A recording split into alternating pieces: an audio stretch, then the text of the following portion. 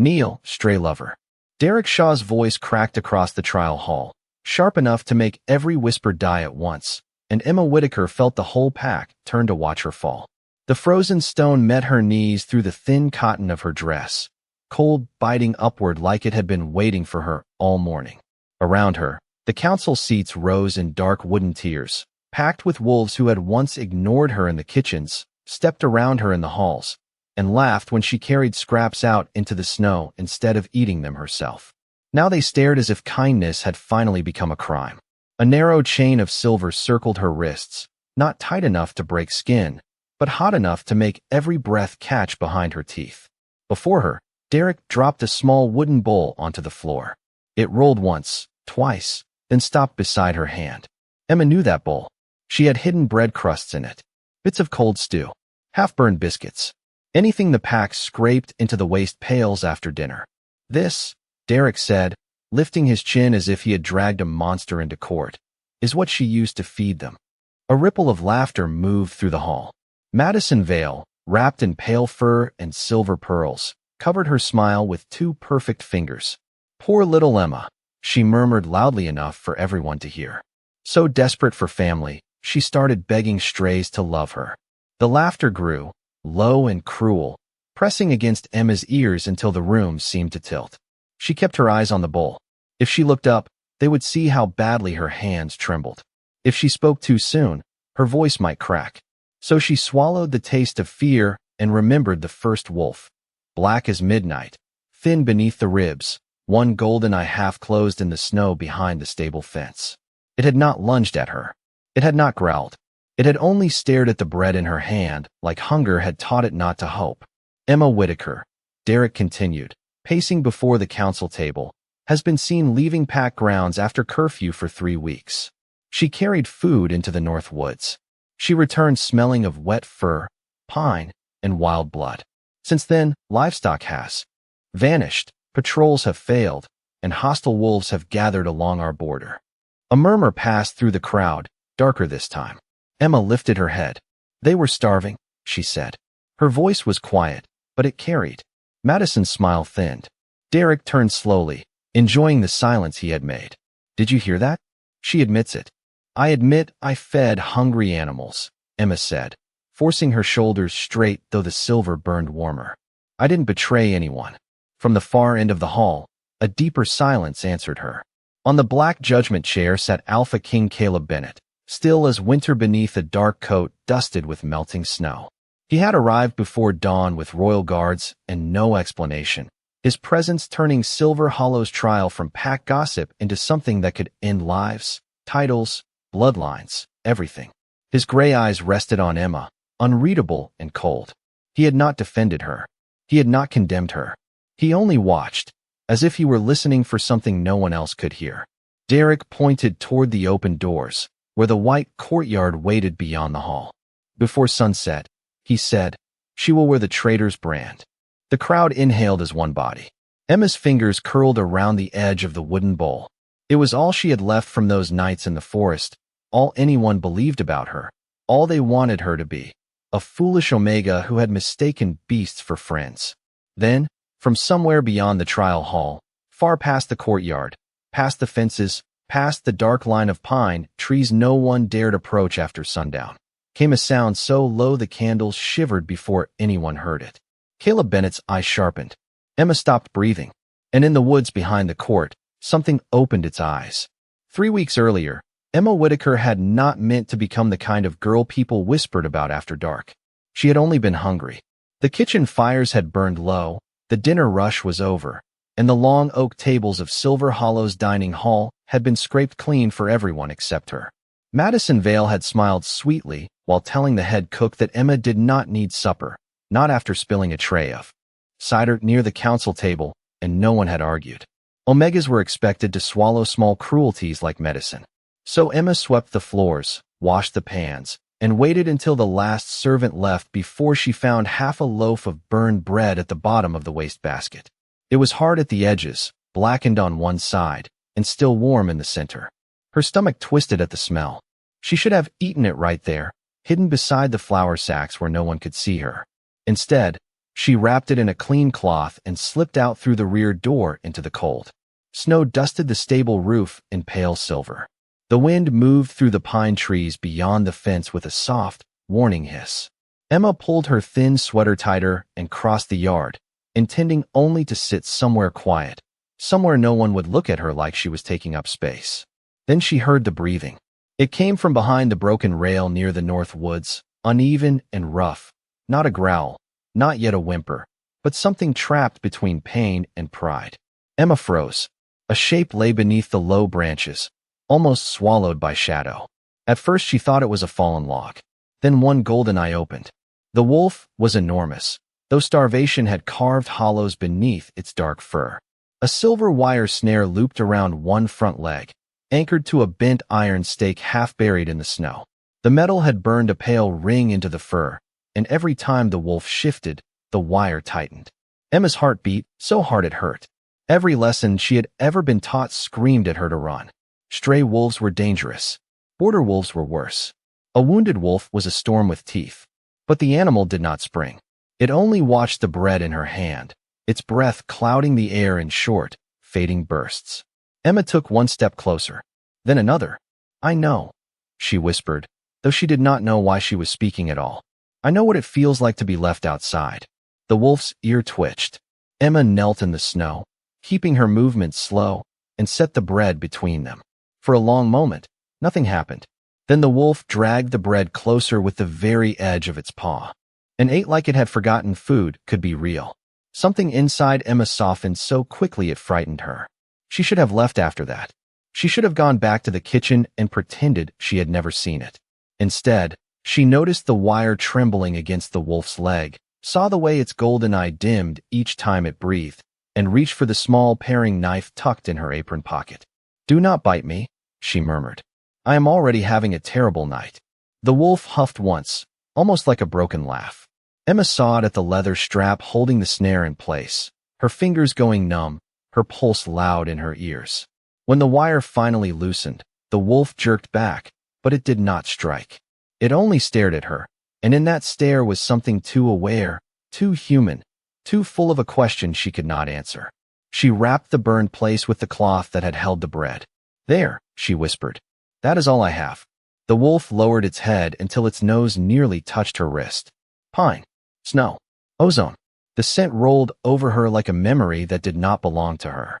By the next night, there were 3 wolves waiting beyond the stable fence. By the 4th, there were 7. Some limped. Some carried old silver scars. One had a torn strip of dark fabric caught between its teeth, embroidered with a small golden crown that Emma did not recognize. She kept it hidden beneath a loose floorboard in her room, never knowing it belonged to the royal guard, never knowing the hungry eyes in the trees were not strays at all.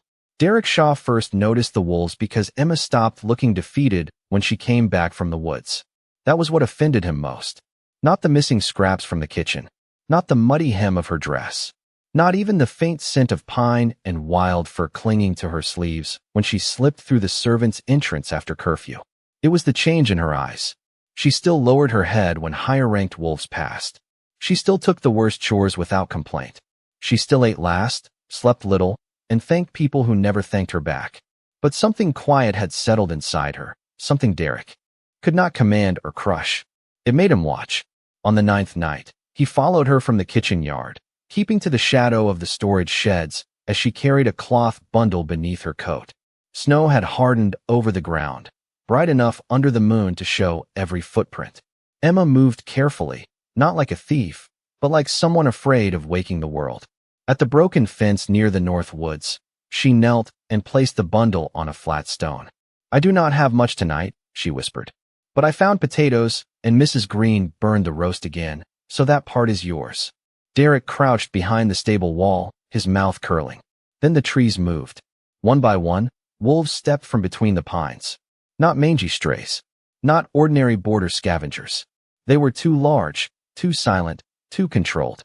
Their eyes caught the moonlight in deep gold flashes, and several carried pale silver scars across their legs and shoulders. Emma did not flinch. She only opened the cloth and divided the food with careful hands, making sure the smallest limping wolf received a piece first. Something like disgust moved through Derek, but beneath it was fear. Wolves like these did not follow a kitchen omega. Wolves like these belonged to stories told in locked rooms. By morning, his fear had turned into opportunity. He did not accuse her at once. A small crime would only earn her extra labor. He needed a crime big enough to bury her beneath it. For 6 days, he let the rumors breathe. He told the patrol leaders that Emma had been seen near the border. He told the stable hands she whispered to wild things. He told Madison Vale that a girl with no rank was gaining attention from creatures that should have torn her apart. Madison understood before he finished speaking. She smiled over her teacup and said, "Then we should help everyone see what she really is." The next evening, a storehouse door was found open. A trail of scattered grain led toward the north fence. Tufts of dark fur had been pressed into the snow. The pack's winter meat inventory was marked as spoiled, though Emma had never gone near the locked room. By breakfast, people were whispering that the stray lover had called beasts into Silver Hollow. By lunch, Madison stood in the dining hall with one hand over her heart, telling everyone she had heard Emma murmuring strange words in the woods. By dusk, Derek had placed the old wooden bowl on the council table like sacred evidence. Emma was in the kitchen when they came for her. Her hands were dusted with flour, her sleeves rolled to the elbow, and a smear of cinnamon marked one cheek from the rolls she had been ordered to bake but not taste. 2 guards stepped through the door. Behind them stood Derek, clean, polished, and satisfied. "Emma Whitaker," he said, loud enough for every servant to hear. "You are being taken before the council for aiding hostile wolves against your pack." The room went still.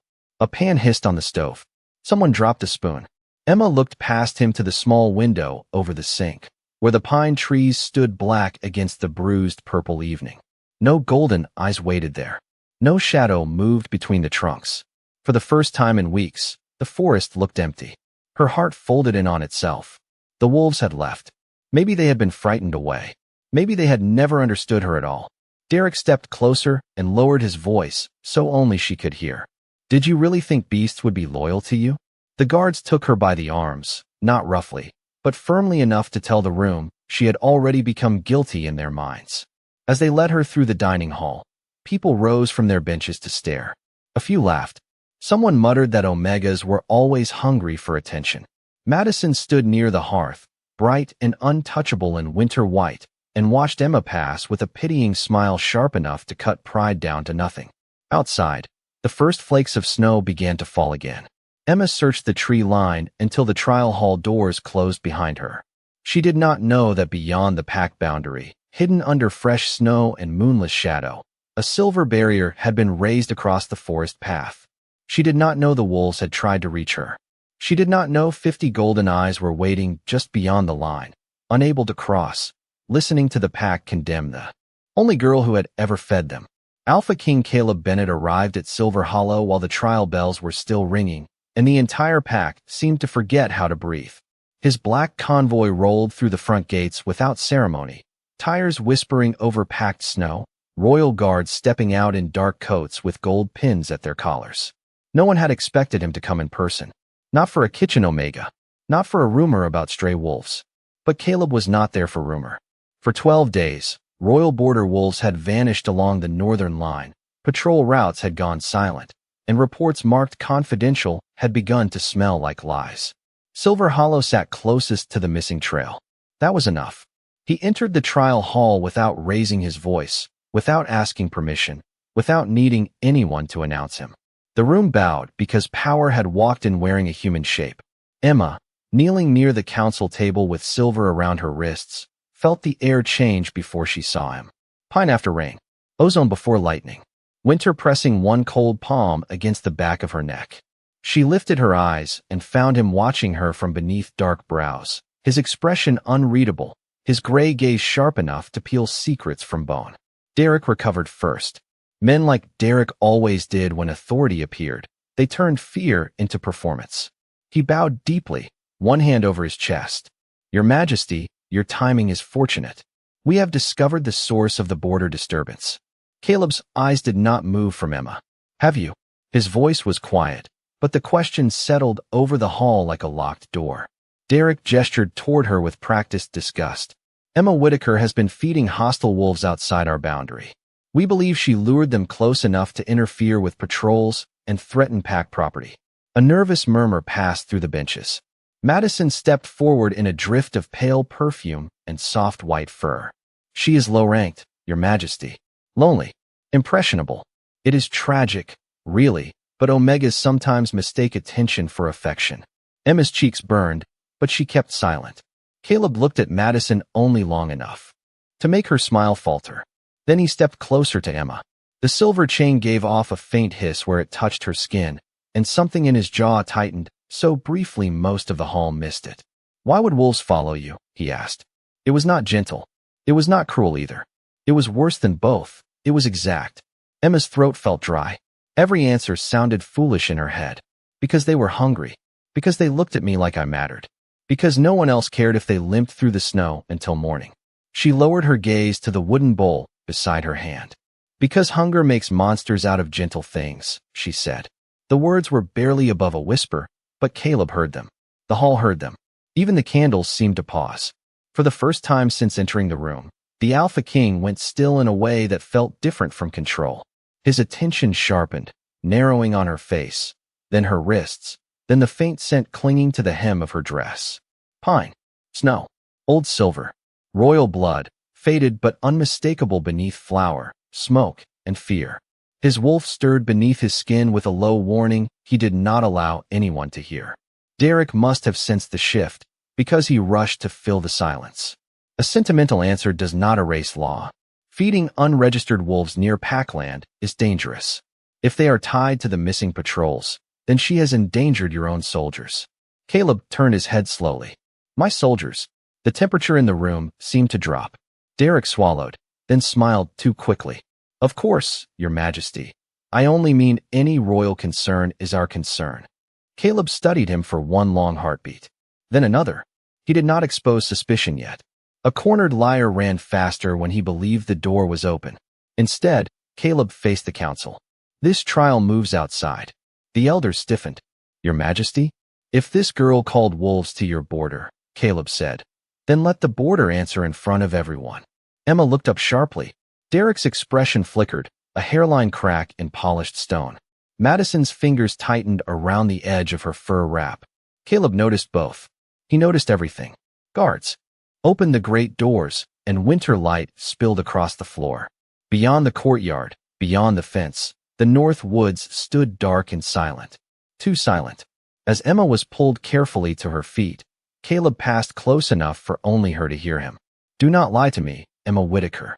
She met his eyes, frightened but steady. I have not lied to anyone. Something moved behind his gaze. Not trust. Not yet, but recognition of a sound he had been waiting to hear. Outside, beneath the pines, hidden beyond a line of silver buried in the snow, one golden eye opened. The courtyard outside Silver Hollow's trial hall looked too clean for a place where a life could be ruined. Snow had been swept from the center stones, leaving a pale ring of frost around the judgment post, and the pack gathered beyond it in heavy coats and lowered voices.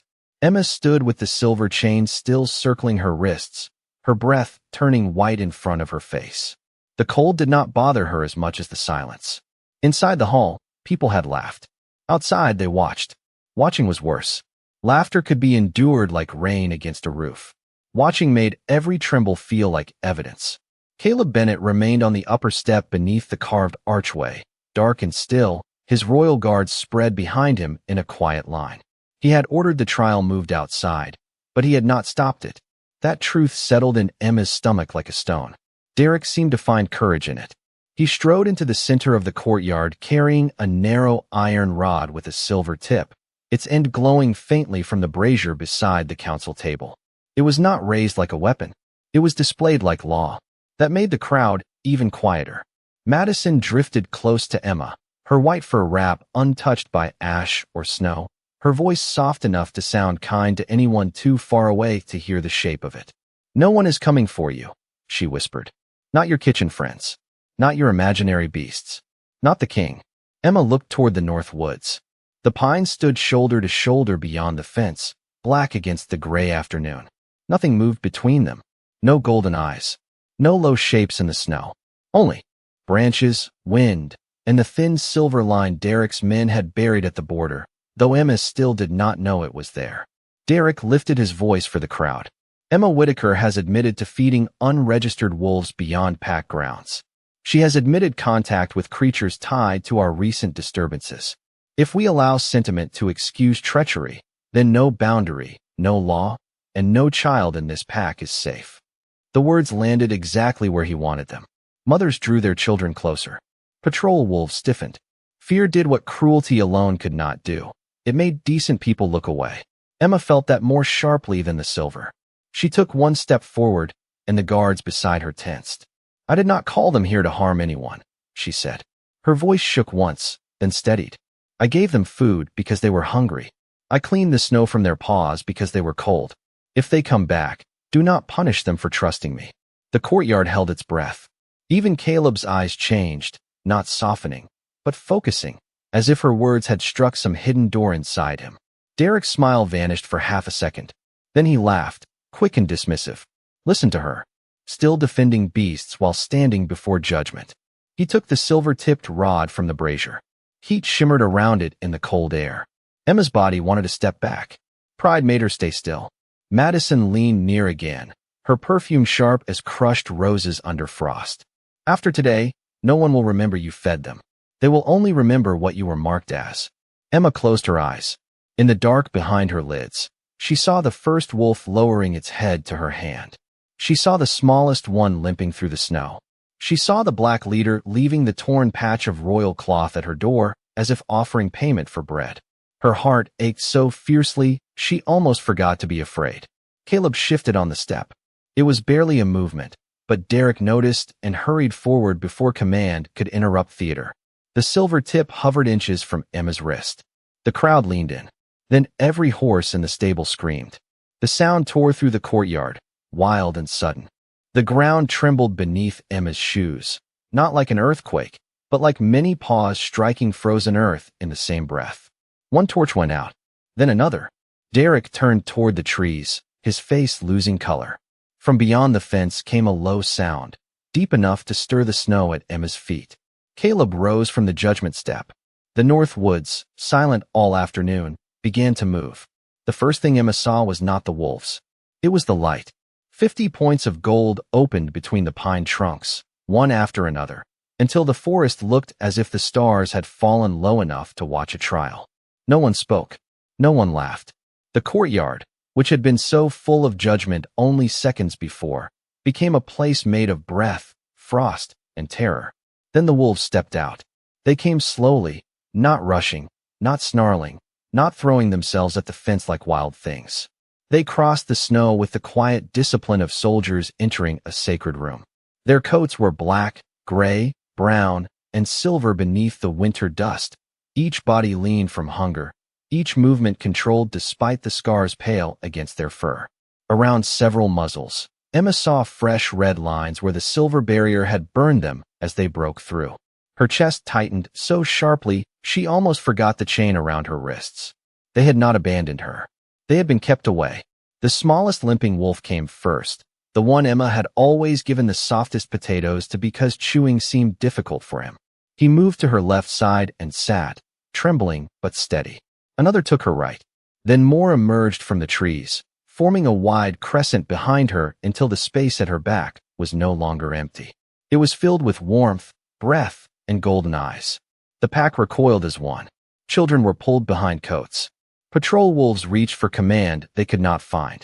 Derek stepped backward so fast his heel struck the brazier stand, sending sparks into the snow.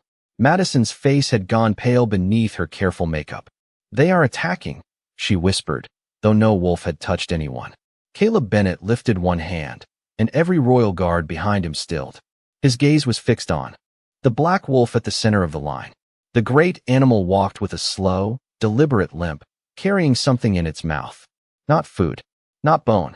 A weathered leather pouch, stiff with ice and marked by a faded gold seal. The wolf stopped before the Alpha King and lowered its head, placing the pouch at his feet as if delivering evidence to a throne. Caleb did not bend immediately. For one breath, his expression changed in a way Emma could not name. Recognition, grief, Fury held so tightly it became silence. Then he crouched and opened the pouch. Metal tags spilled onto his palm, each one stamped with the crown and wolf crest of the Northern Territories. A sound moved through his guards, low and shaken. Caleb turned one tag over with his thumb. "Aaron Cole," he said, and the black wolf closed its golden eyes. The name passed through the courtyard like a cold wind. Emma did not know who Aaron Cole was, but Derek clearly did. His mouth opened, then closed. Madison took one small step away from him. Caleb rose. "Captain Aaron Cole vanished 12 days ago with my border unit," he said, each word quiet enough to force everyone to listen. The black wolf lifted its head. For a moment, the air around him shimmered like heat above asphalt in July. Fur blurred into shadow. Paws became hands pressed against the snow. A man knelt where the wolf had stood, wrapped in the torn remains of a dark uniform, his face drawn with exhaustion but unmistakably alive. Several people cried out. Emma could not move. The man turned first to Caleb, lowering his head with the weary dignity of a soldier returning from a grave no one had closed. Then he looked at Emma. His voice was rough and used, but clear enough to reach every corner of the courtyard. "She did not summon us to harm this pack," Aaron Cole said. "She kept us alive when your borders were turned against us." The wooden bowl lay near Emma's feet, small, ordinary, ridiculous beside royal tags and 50 watching wolves. Yet Caleb looked from the bowl to Emma as if it had become the most important object in the world. Derek tried to speak, but no sound came. The wolves behind Emma lowered their heads, not in surrender, but in witness. And for the first time since the trial began, the crowd looked at the kitchen Omega and saw not a criminal, not a fool, not a stray lover, but the one person 50 lost soldiers had trusted enough to follow through fire and snow. Aaron Cole's testimony did not arrive like a speech. It arrived like winter breaking a locked window. Each word was rough, careful, and heavy with the kind of truth no polished lie could soften. He stood unsteadily in the snow, one hand braced against a royal guard's shoulder, while the wolves behind Emma remained in their crescent of silent witness. "We were sent to inspect the northern boundary," Aaron said. "We found silver wire hidden beneath fresh snow. Not old traps, new ones, placed with knowledge of our patrol routes." Caleb Bennett did not move, but the air around him grew colder. "Who placed them?" Aaron turned his head. His golden eyes settled on Derek Shaw. The courtyard seemed to shrink around that stare. Derek gave a short, offended laugh. "This is absurd. He has been half feral in the woods for days.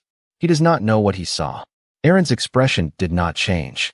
"I saw your men carrying crates marked as feed supply. I smelled Madison Vale's perfume on the cloth used to cover the silver. I heard you say the royal unit would be blamed on border strays before the king arrived." Madison made a soft sound, almost a gasp, but it was too delicate to be believed. "He is confused," she said quickly. "Everyone can see he is confused." Emma looked at her then, really looked, and understood why Madison had smiled so calmly in the kitchen, why Derek had been so certain the wolves would never come. They had not only framed Emma. They had expected the witnesses to remain trapped behind a barrier until cold, hunger, and fear erased them from the world. The thought made Emma's hands curl despite the burn of the silver chain. Caleb opened the leather pouch again and removed a strip of dark cloth embroidered with the royal crest, the same kind Emma had hidden beneath her floorboard. "Search Derek Shaw's storage rooms," he ordered. Derek's confidence cracked at last. "Your Majesty, this is my pack's internal matter." Caleb looked at him. "My soldiers are not your internal matter." No one spoke after that. Royal guards moved with quiet precision toward the side buildings. They returned minutes later carrying ledgers, silver wire, and sealed packets of powdered metal wrapped in oilcloth. The evidence was placed on the snow in front of the council, ugly and undeniable. Madison stepped away from Derek as if distance could rewrite memory. Derek's eyes darted from the guards to the crowd, then to Emma. Not Caleb. Not Aaron. Emma. Because she was the thread he had failed to cut. "This is her doing," Derek snapped, his voice rising. "She brought them here. She bewitched them somehow. She turned the king against his own allies." The words sounded thin against the wall of golden eyes behind her. Caleb took one step forward. Derek took one back, and in that single backward step, his mask slipped completely. He reached for the silver-tipped rod still lying near the brazier, not to strike with force, but to grab the last symbol of power he had left. A young gray wolf sprang between Derek and Emma, blocking the path before anyone else could move. The silver tip brushed the wolf's shoulder, and the animal stumbled with a sharp, breathless cry. It was not graphic. It was not loud. It was worse because it was small, sudden, and innocent. Emma forgot the crowd. She forgot the king. She forgot every rule that had ever taught her to stay on her knees. No, the word tore out of her as she lunged forward, catching the young wolf before it collapsed fully into the snow. The silver chain around her wrists pulled tight, but she barely felt it. The wolf trembled against her lap, its golden eyes fixed on hers with impossible trust. "Stay with me," Emma whispered, her voice breaking into the same low melody she had hummed in the woods when fear made the animals restless. The courtyard blurred. The laughter, the accusations, the cold, the shame, all of it fell away until there was only breath beneath her palm and a life trying not to fade. Caleb reached her side, but he stopped when he saw a light gathering beneath Emma's skin. It was not bright like fire. It was soft, silver white, gentle as moonlight on fresh snow. The mark around her wrist began to glow under the silver chain, not burning away from pain, but waking beneath it. Aaron bowed his head. The 50 wolves behind her lowered themselves one by one. Emma did not notice. She kept humming, kept holding the young wolf, kept pouring every ounce of tenderness she had once been mocked for into the trembling body in her arms. And as the wound sealed under her shaking hands, the Alpha King heard his own wolf speak from the depths of his soul, not in hunger, not in command, but in awe. "Luna." The silver-white light beneath Emma's hands spread slowly, not like a spell thrown to impress a court, but like dawn remembering how to enter a frozen room. It moved through the young gray wolf in quiet pulses, softening the tremor in his body, easing the harsh edge from his breath, closing the place where silver had touched him until only clean fur remained beneath her fingers. Emma did not understand what she was doing. She only knew the wolf was breathing again. She only knew his golden eyes were no longer clouded with panic. When he lifted his head and pressed his nose to her palm, something inside the courtyard changed forever. One by one, the wolves behind her lowered their heads until 50 bodies bowed in the snow. Their breath rose around Emma in pale clouds, circling her like a living crown. The pack did not cheer. They did not dare. The silence was too holy, too heavy, too full of everything they had refused to see. Madison Vale broke first. "No," she said, her voice sharp with disbelief. "No, that is not possible. She is an Omega. She scrubs floors. She sleeps beside the laundry room. She cannot have a royal gift." Aaron Cole turned toward her, his face pale with exhaustion, but his voice steady. "That is not a royal gift." Caleb Bennett stepped down from the judgment stair, every movement deliberate. The crowd parted before him without command. Snow clung to the shoulders of his dark coat, but his eyes were no longer gray. They burned gold, not with rage alone, but with recognition so fierce it made even the elders bow their heads. "It is the Luna Mercy gift," Caleb said. The words traveled across the courtyard like a bell, struck under ice. Emma looked up at him, confused, her hands still resting protectively against the young wolf's fur. "I do not know what that means." Caleb stopped before her. For the first time since he had entered Silver Hollow, the Alpha King lowered himself to one knee. Gasps rippled through the pack. Derek, held between two royal guards now, went still as stone. Madison looked as if the world had tilted beneath her perfect boots. Caleb reached for the silver chain around Emma's wrists, but he did not touch her skin without permission. "May I?" he asked. The question, simple and quiet, struck Emma harder than every insult in the trial hall. No one asked an Omega permission. No one asked Emma anything. She gave the smallest nod. Caleb's fingers closed around the chain. The metal snapped apart under his grip and fell into the snow with a sound too small for the moment it ended. Red marks circled Emma's wrists, but the silver-white glow rose beneath them, turning pain into light. Caleb removed his black coat and settled it over her shoulders, shielding her from the cold and from every stare that had tried to make her less than human. "This girl was brought before you as a traitor," he said, his voice carrying to the farthest edge of the courtyard. "But she was the witness Derek Shaw failed to silence. She was the shelter my soldiers found when your leaders gave them traps. She was the hand that fed them when law abandoned mercy. Madison shook her head. Your Majesty, she deceived you. Those wolves followed her because she enchanted them. The young gray wolf Emma had healed stood on unsteady legs and moved in front of her, facing Madison without a sound. Then the other wolves rose behind him, not attacking, not threatening, simply answering. Madison stepped back, all color leaving her face. Caleb turned his golden gaze on her. No enchantment makes soldiers crawl through silver to reach a liar. He looked at Derek next, and the courtyard seemed to grow colder. And no title protects a man who turns my border into a graveyard and calls it loyalty. Derek tried to speak, but Caleb raised one hand, and the guards took him away from the center stones. Emma barely heard his protests fade. She was staring at the wolves, at the bowed heads, at Aaron Cole standing alive beside the king, at the wooden bowl half buried in snow near her knees. She had carried scraps in that bowl because she could not bear the sound of hunger in the dark. She had thought kindness was the only thing she owned. Now 50 wolves stood behind her as proof that kindness had teeth, memory, and a voice. Caleb leaned closer, speaking only for her. They chose you before I understood why. Emma looked at him, breath trembling. And now? His wolf shone through his eyes as he answered. Now I understand exactly what they saw. By the time the sun broke through the clouds, the courtyard no longer looked like the place where Emma Whitaker had been condemned. The snow still lay across the stones. The judgment post still stood in the center. The wooden bowl still rested near her feet, half filled now with melting frost instead of scraps. But everything else had changed. Derek Shaw was escorted away by royal guards, his polished authority stripped down to silence.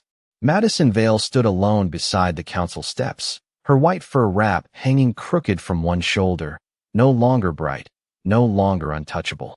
The people who had laughed at Emma inside the trial hall could not meet her eyes now. Some stared at the ground.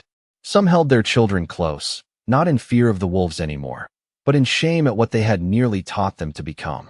Caleb Bennett stood beside Emma, his black coat still wrapped around her shoulders, the warmth of it heavy and unfamiliar. She should have felt triumphant. Instead, she felt tired in a way that reached past bone, past pride, past every night she had carried food into the woods while telling herself hunger was hunger, whether it belonged to an Omega or a wolf. Aaron Cole and the other recovered soldiers waited behind her in both human and wolf form, quiet beneath the pale morning light. 50 lives, 50 witnesses, 50 golden-eyed answers to every cruel word spoken against her. The eldest councilman stepped forward, face drained of certainty. Miss Whitaker, he began, and the title sounded strange in his mouth, as if respect were a language he had forgotten how to speak. The council owes you. Emma lifted one hand. The red marks from the silver had faded to thin pale lines, still glowing faintly beneath her skin. Do not start with me, she said softly. The courtyard froze. Caleb turned his head toward her, not interrupting, not correcting, only listening. Emma looked past the councilman to the north woods. Start with the traps. Every silver wire buried along the border. Every hidden barrier. Every place where something hungry or hurt might be left to suffer because no one important was watching. Her voice did not rise, but it carried further than shouting. Remove them all. For a moment, no one moved. Then Caleb said, Done. One word. A royal order. The guards bowed and departed at once. Emma swallowed, her eyes burning for reasons she refused to let become tears. Madison finally stepped forward, trembling beneath the weight of every wolf watching her. Emma, she said, thin and uncertain, I did not know Derek had gone that far. Emma looked at her. There was a time when Madison's voice could have made her shrink. That time felt far away now, like a bad dream told by someone else. You knew enough to laugh? Emma said. Madison had no answer. The smallest limping wolf, now standing stronger than he had in weeks, brushed against Emma's side. She rested her hand on his head, and the simple motion settled the courtyard more deeply than any speech. Caleb addressed the gathered pack then, his voice low and absolute. Emma Whitaker will not return to the servants' quarters. She will not kneel in this hall again. Her name will be entered into the royal witness record as the woman who saved my border unit when rank, law, and pride failed them. A murmur moved through the crowd, but no one dared object. Caleb looked at Emma, and when he spoke again, the words were quieter, meant for her, yet heard by all. You fed what they called strays. You saved soldiers. You protected what my kingdom forgot. Emma looked down at the wooden bowl. After a moment, she bent and picked it up. The pack watched as she carried it across the courtyard and placed it on the lowest step of the trial hall, exactly where everyone had seen Derek use it against her. No one laughed now. Leave it there, she said. So the next time someone sees a hungry creature, they remember judgment is not the same as justice. Caleb's expression softened, not into weakness, but into something older and rarer, reverence. He offered his hand, palm upward, giving her the choice in front of everyone. Emma hesitated only long enough to look back at the wolves. 50 golden eyes watched her, not asking her to become harder, not asking her to punish the world for hurting her, only standing behind her the way she had once stood between them and the cold. She placed her hand in Caleb's. Together, they walked toward the open gates. The crowd parted without being told. Former mockers lowered their heads. Elders stepped aside. Madison turned away. Behind Emma, the wolves followed in a silent line, paws crossing the snow where her knees had been forced down only an hour before. At the edge of the courtyard, Caleb paused. You do not belong to Silver Hollow anymore, he said.